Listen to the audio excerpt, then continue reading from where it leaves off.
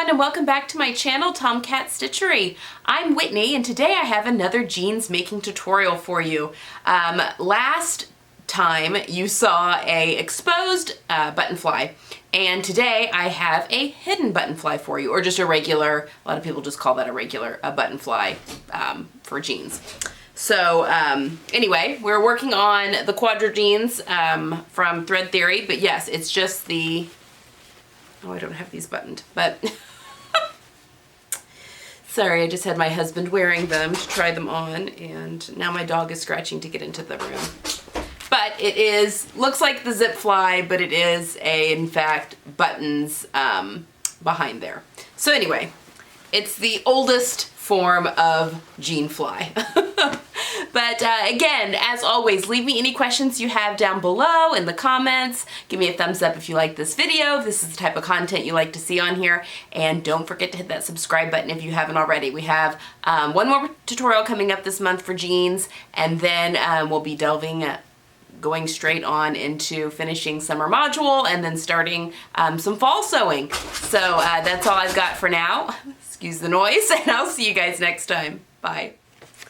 All right, now let's talk about how to do a traditional button fly, or I guess you could call it a hidden button fly. So it looks like a zipper fly, but it has the buttons on the inside instead of the zipper. Now I am using for this demonstration, this is the Quadra Jean by Thread Theory, one of the Sew My Style patterns for this month. It does not have pieces for the button fly installation. It just has the pieces for the zipper fly, and so I had to create one pattern piece. It was very simple. I'm going to show you how I did that, but I am using the button fly template from the Dawn jeans just for even button placement. That's the only reason I'm using this at all, so you really don't need that, but let's talk about the pieces that we need. Alright, so I've got my fronts here. I've got both fronts. I've not put my pockets in yet, and I'm also going out of order with the directions on the Thread Theory pants. So, you know, you could have the pockets in at this point if you wanted to, but I don't have them in yet. I have serged, without trimming anything off, but I've serged the crotch seam of both fronts. Now, the Thread Theory pattern wants you to cut out 2 of these fly pieces. I've only cut out 1. So how I'm doing this, I only need 1, and I needed the reverse one. That is another important thing, because this was having you cut out 2 and interfacing 2. It didn't really matter which orientation that was, but it is important. You want it to look like this. You want the curve to be on the left-hand side, because when this goes in, it goes in on the left side, like so. All right? So you want it to look like this, and that is the fly. Now, for my button fly on this, all I did was I cut this piece out on the fold to create this, which is all that this is. It's pretty much just the fly piece, the fly extension that's cut, you know, that's put on the fold to create one piece. All right, so that's all I did. I just cut this piece out on the fold to create my button extension. And then you've got your zipper shield or your fly shield, and I've cut that out. And I've got all 3 of these pieces interfaced. Okay. All right, so I've got my 3 pieces. I'm going to take this one over, so just at 1/4 of an inch, right down the bottom here, then turn it right side out, and I'm going to serge, so it'll be like this, and I'm going to serge just the long side of this piece. This piece, I'm just going to fold in half, wrong sides together, and I'm going to serge all the way around this curved edge, and I'm going to go ahead now and put my 3 buttonholes in. And again, I'm going to use this this Megan Nielsen one just for, because it's about the same length, so it's just going to help me space my buttons better. But I'm going to do 3 buttonholes on this, and again, it's just wrong sides together, and then I'm just going to finish the seam right here, serge them together. And then on this piece, I'm just going to serge the long curved edge.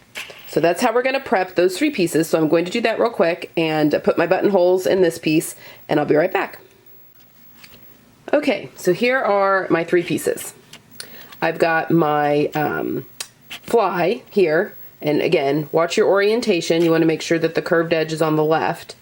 I have my fly extension, and this is, you know, I finished off the, you know, I sewed the bottom together, turned it right sides out, and then finished the seam. This looks the same on both sides, so it's not really as important. You'll see which one's right side here in just a second. And then I've got my button extension, I guess you would call it. So this one, again, is two-sided, but you want to make sure that if you have a different thread for the top stitching, because I'm using actual jean top stitching thread for this one, you want to make sure that that this is the right side, so that this is the orientation. You've got the curve here on the right side. Your finished your serged edge is on the right side, because I've made that mistake as well before, so that your top stitching will be, you know, like this. So if you were to pick back the part of the fly, you would see the top stitching. Okay, so those are your three pieces. So we're going to put these two aside for now. So we're using our extension piece here, the fly extension. And again, this will be the same if you followed along with the exposed button fly. So what I'm doing here is I am just going to sew. I've got these right sides together, and I'm just going to sew at 1/4 of an inch all the way down. And I'm going to, I actually think in this pattern there's because again, this is made for a zipper. Yeah, there's a notch. There's a notch right here, so I guess technically I should stop at the notch. So I'll probably go a little past it though. All right, so I'm sewing at 1/4 of an inch, and I'm going to sew all the way down a little past that notch and backstitch, because I'm going to clip into this seam allowance, just the seam allowance, not this seam allowance, the bottom seam allowance, at 1/4 of an inch to that stitching line. And then I'm going to press it this way. So I'm going to go do that real quick. I'm going to sew line of stitching, stop at that, or go a little past the notch, but stop and backstitch just at 1/4 of an inch. I'll be right back. All right, so I've got this sewn down, and I have gone just a little past the notch that's here in the crotch. Again, if you are making the Dawn jeans, this piece right here only goes, like, you just sew all the way down to the bottom of the piece. This one is obviously quite a bit longer, and you don't want to sew it all the way down there because you're getting into your curve for your seam there. So I've just sewn a little past the notch, and now I'm going to go in and just clip the pants seam allowance at 1/4 of an inch. And let's watch me try and do this. Okay.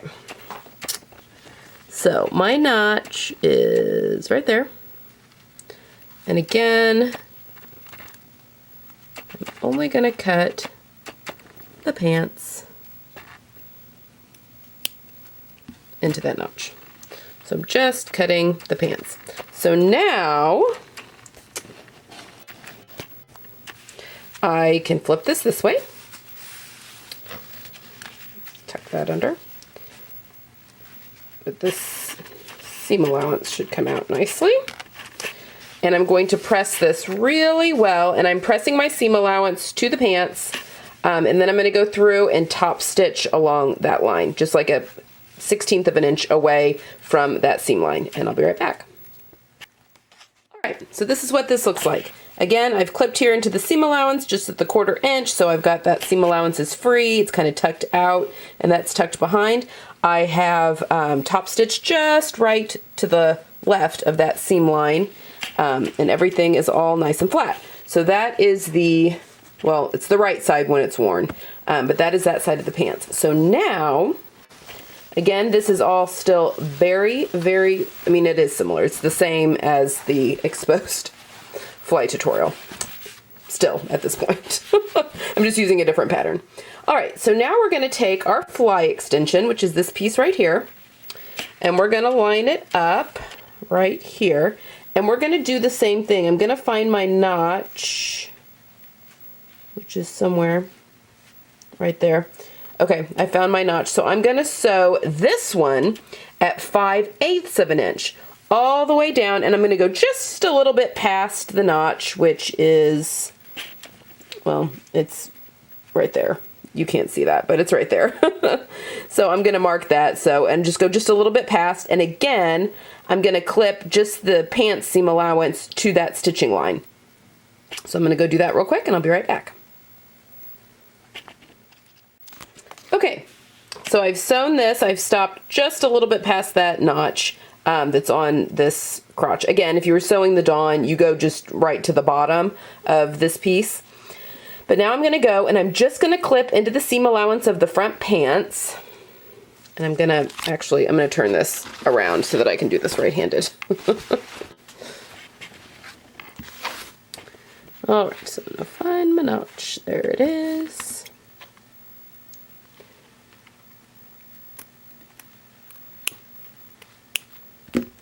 Okay, so I've clipped into just the pants seam allowance. Now, I'm going to press this open.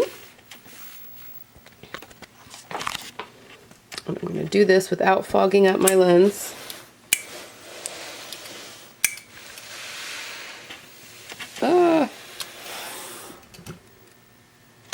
Sorry. Okay. All right, and now we are going to fold this back. Hold on, you got to kind of... That's where I clipped right there, so I want that free. Okay. So now I'm going to just kind of favor the, I may need to clip in that just a wee bit more. But you can kind of see the, I want it to favor the back side of the pants. So I'm going to press this.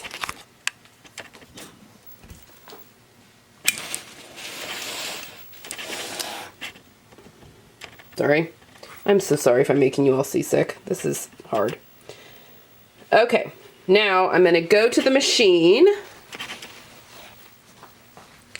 And I'm going to top stitch like a 1/16 of an inch away from that side. And then I'll be right back.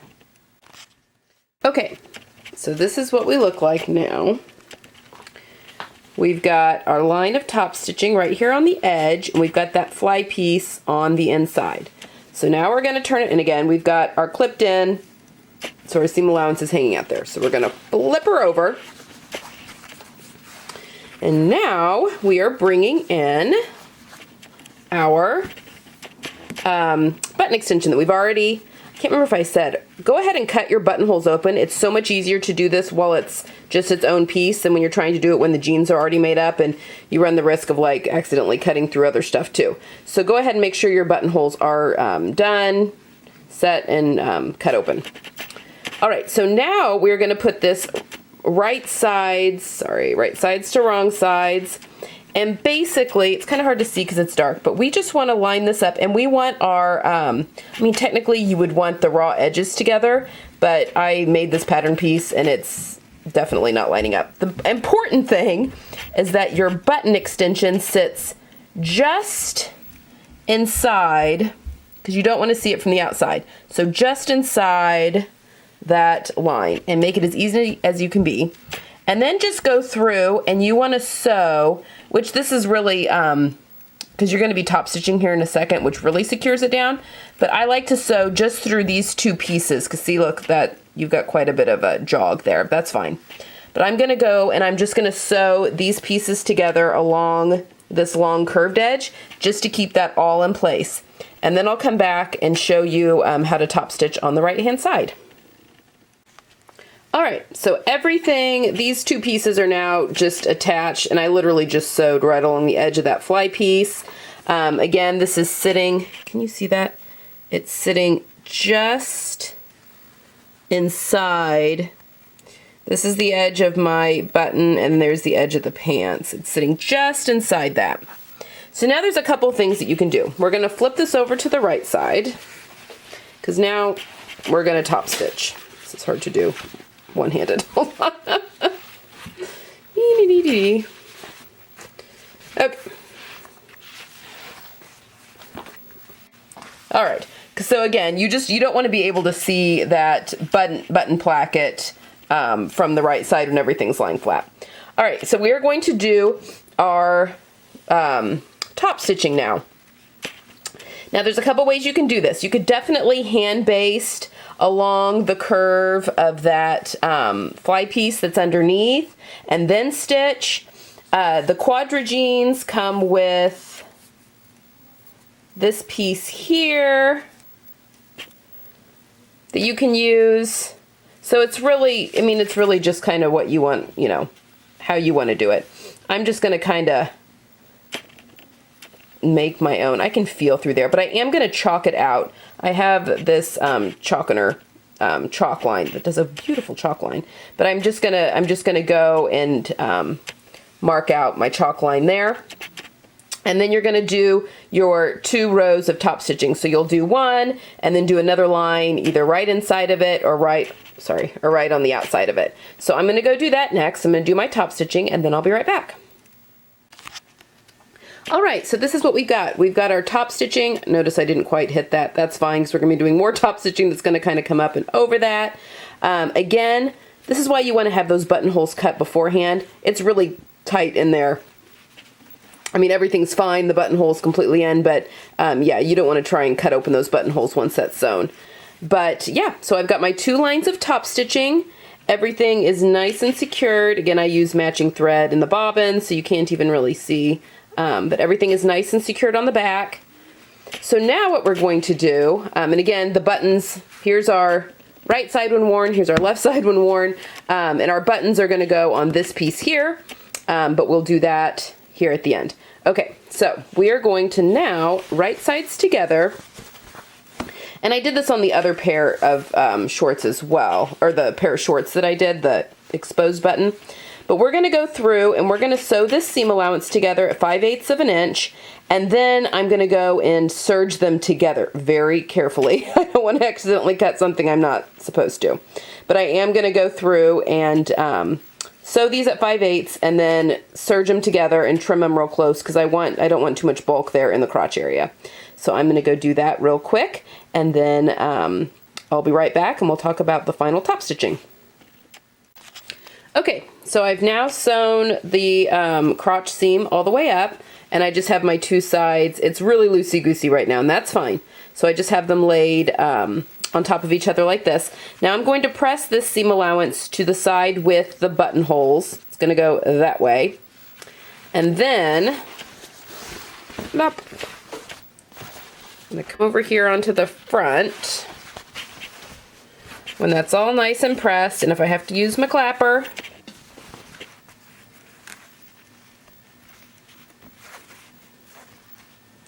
you want everything lining up nicely. So then I'm going to go, once this is pressed, and I'm going to do a line of top stitching, and I'm going to come up just a little bit, over, and back down. And then we're going to put our bar tacks in. But first I'm going to do press that seam and then do that top stitching, and then I'll come back to talk about bar tacks. All right, we're near the finish line. All right, so now I'm going to go through, and I've got everything is all nice and together. Still don't have my buttons in. Sorry, I'm out of focus. Still don't have my buttons in, but this is overlapped that other seam line that's under there, so you can only see it when you lift it up. But I'm going to do a bar tack right here and a bar tack right here on the curve. My home machine does do bar tacks, but again, you can do a short, narrow zigzag stitch if you want, or however you want to do that tack. Because sometimes bar tacks can get a little finicky when you're using this heavy-duty top stitching thread. So again, I'm going to bar tack here, and I'm going to bar tack here, and then I'm going to go ahead and put my buttons in. And again, you want, you know, I'll stick a pin in there, but you want those buttons, the shank of that button. Sorry, focusing. Oh, come on. You want the shank of that button right next to that seam line under there. Otherwise, it will pull and you'll be able to see that, and that is not what you want. So I'm going to do that. I'm going to do the bar tack here, and then I'm going to go ahead and put the buttons in, and then I'll come back and show you the finished. Okay, so here we have a finished button fly. I've done a bar tack here and a bar tack here. There's my, got a little wonky there. Again, it's going to be in the crotch. Who cares? And there's my buttons. Right in through there. This is very, very traditional. This is the way jeans were before zippers, when jeans were first a thing. There's the back. I'll be interested to see how this goes because this fly extension seems to go very far into the pant. Again, this is the Quadra by Thread Theory, and these are for my husband, so I don't know, maybe for men. This is my first time making men's pants, so we'll see. But anyway, that's how you do a traditional button fly. Again, if you have any questions on either of the fly tutorials, leave them down below, and I will see you next time. Bye.